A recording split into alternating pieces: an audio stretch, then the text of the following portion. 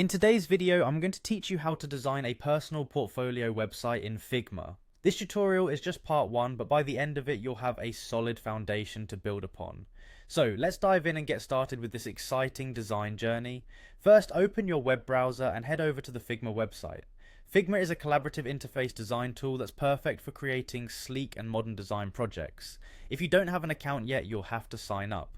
But if you're already a member of the Figma community, click on Login. This will take you directly to your workspace where you can see all your current projects, drafts, and shared files. Once you're logged in from the Figma homepage, you'll want to navigate over to Templates and Tools. This section is an excellent resource for finding inspiration and getting a head start on your work. It's where Figma hosts a variety of templates and tools that can really enhance the design process, especially if you're trying to figure out how to structure or style your portfolio.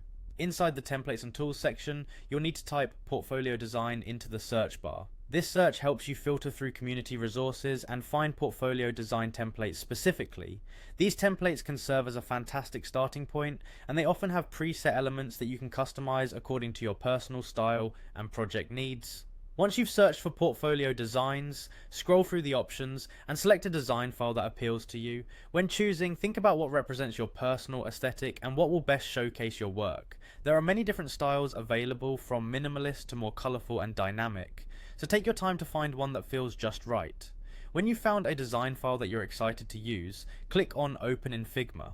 This action will open the file directly in your workspace, allowing you to start making adjustments and bringing your portfolio vision to life. Figma's interface is intuitive, making it easy for you to move elements around, change colors, and tweak typography to make this design truly yours.